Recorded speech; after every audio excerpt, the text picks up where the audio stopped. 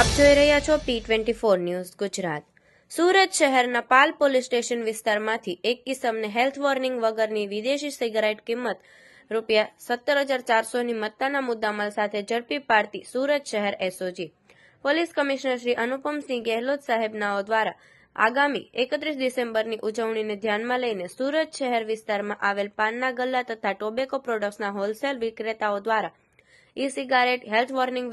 વિનાની સિગારેટ તથા ઈ હુક્કાનું વેચાણ કરવામાં આવી રહેલ છે, જેથી આવા રિટેલર તથા હોલસેલ વેચાણ કરતા વિક્રેતા દુકાનદારોને શોધી કાઢી તેમના વિરુદ્ધ કડકમાં કડક કાર્યવાહી કરવા સૂચના આપેલ તે અનુસાર સંયુક્ત પોલીસ કમિશનર શ્રી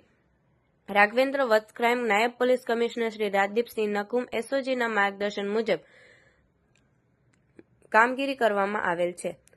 એસઓજીના અધિકારી માણસોની અલગ અલગ ટીમ દ્વારા શહેર વિસ્તારમાં સઘન ચેકિંગ હાથ ધરવામાં આવેલ। આ દરમિયાન સુરત શહેર એસઓજીના હેડ કોન્સ્ટેબલ જક્ષીભાઈ શાંતિભાઈ તથા પોલીસ કોન્સ્ટેબલ દેવેન્દ્રદાન ગંભીરદાન નાઓને મળેલ બાતમી આધારે સુરત પાલ એબોરેન business hub building ground floor દુકાન નંબર 2-3 HK રિફ્રેશમેન્ટ નામની દુકાનમાં રેડ કરી આરોપી ધવલ હિતેશભાઈ મહેતાને ઝડપી પાડી દુકાનમાંથી ગેરકાનૂની રીતે વેચાણ કરવામાં રાખેલ હેલ્થ વોર્નિંગ વગરની અલગ અલગ કંપનીની સિગારેટના પેકેટ નંગ 87 જે તમામની કુલ કિંમત 17,400ના મત્તાના મુદ્દામાલ સાથે કબજે કરી મજકૂર ઇસમ વિરુદ્ધમાં